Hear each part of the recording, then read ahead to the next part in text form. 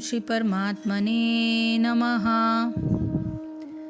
यस्य सर्वे समारंभा कामसंकल्पवर्जिताः ज्ञान अग्निदग्धकर्माणं तम आहु पंडितं बुधा। यस्य यानी जिसके, सर्वे सभी प्रकार के, समारंभ प्रयत्न उद्यम, काम यानी इंद्रिय तृप्ति के लिए इच्छा पर आधारित, संकल्प निश्चय, वर्जिता से रहित है, ज्ञान पूर्ण ज्ञान, अग्नि द्वारा दग्ध भस्म हुए, कर्माणम जिसका कर्म, तम उसको, आहु कहते हैं, पंडितम बुद्धिमान बुधा ज्ञानी। जिस व्यक्ति का प्रत्येक प्रयास इंद्रिय तृप्ति की कामना से रहित होता है उसे पूर्ण ज्ञानी समझा जाता है। उसे ही साधु पुरुष ऐसा करता कहते हैं जिसने पूर्ण ज्ञान की अग्नि से कर्मफलों को भस्मात कर दिया है। केवल पूर्ण ज्ञानी ही कृष्ण भावना भावित व्यक्ति के कार्यकलापों को समझ सकता है। ऐसे व्यक्ति में इंद्रिय तृप्ति की प्रवृत्ति का अभाव रहता है। इससे यह समझा जाता है कि भगवान के नित्य दास के रूप में उसे अपने स्वाभाविक स्वरूप का पूर्ण ज्ञान है, जिसके द्वारा उसने अपने कर्म फलों को भस्म कर दिया है। जिसने ऐसा पूर्ण ज्ञान प्राप्त कर लिया है वो सचमुच विद्वान है। भगवान की नित्य दासता के लिए इस ज्ञान के विकास की तुलना अग्नि से की गई है। ऐसी अग्नि एक बार प्रज्वलित हो जाने पर कर्म के सारे फलों को भस्म कर सकती है। तो कृष्ण कहते हैं, हे अर्जुन, जिसके संपूर्ण कार्य कामना और संकल्प से रहित है, ऐसे उस ज्ञान रूप अग्नि द्वारा भस्म हुए कर्मों वाले पुरुष को ज्ञानी जन भी पंडित कहते हैं। ज्ञानाग्नि से दग्ध कर्म के बारे में इस श्लोक में जो महत्वपूर्ण शब्द आए हैं उसका तात्पर्य जो है इस प्रकार है। समारंभ अपने अपने वर्णाश्रम और परिस्थिति के अनुसार शरीर निर्वाह के योग्य जिन कर्तव्य कर्मों का शास्त्रों में विधान किया गया है उनको करना समारंभ कहते हैं। यानी आप प्रयत्न करो, आपके लिए जो भी कार्य निर्धारित हुए हैं उनको करने के लिए प्रयत्न करो।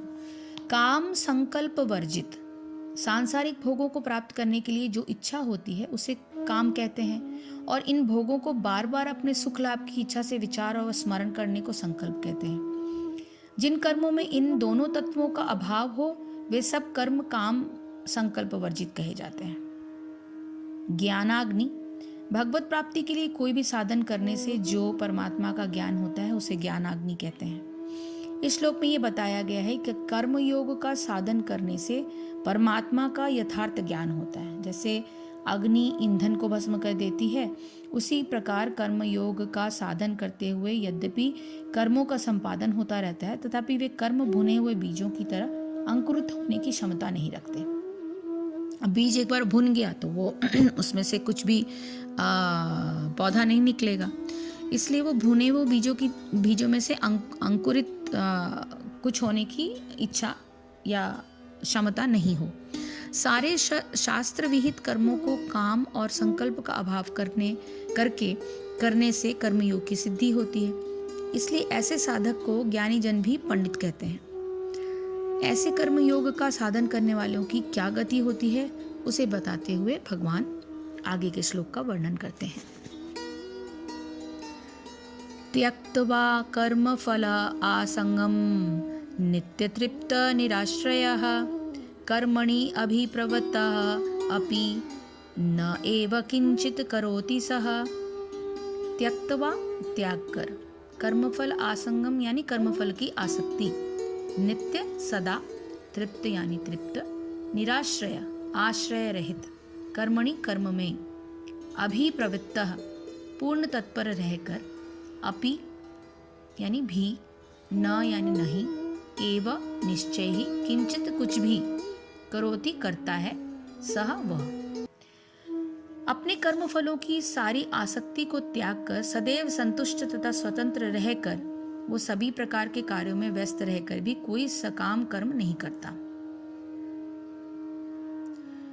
तात्पर्य यह है कि कर्मों के बंधन से इस प्रकार की मुक्ति तभी संभव है जब मनुष्य कृष्ण भावना भावित होकर हर कार्य कृष्ण के लिए करे। कृष्ण भावना भावित व्यक्ति भगवान के शुद्ध प्रेम वश ही कर्म करता है।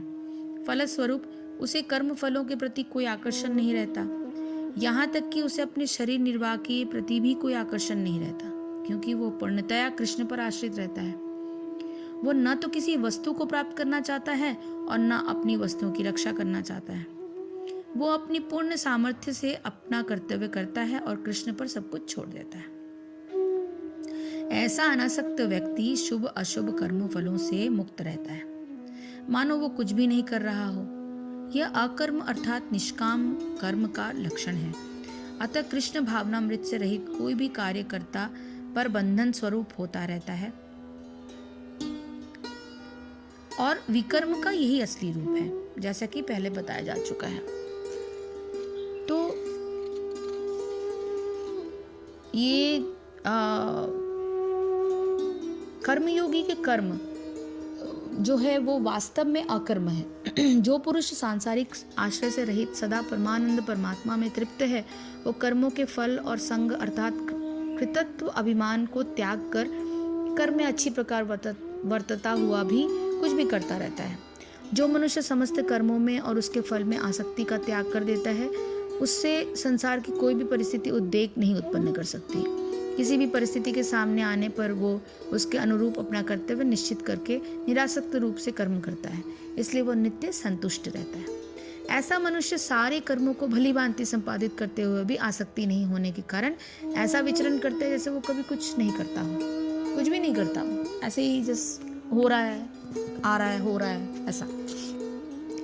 यहाँ एक बहुत सार्थक जिज्ञासा मन में उठती है कि यदि हम अपनी परिस्थिति के कारण शास्त्र द्वारा नियत यज्ञ दान आदि कर्म नहीं कर सकते और केवल शरीर निर्वाह के लिए ही आवश्यक शौच स्नान खान पान इत्यादि कर्म करने में हमारा सारा समय बीत जाता है और फिर कुछ करने के लिए सामर्थ्य ही नहीं रहता, तो क्या हम पाप के भागी होंगे?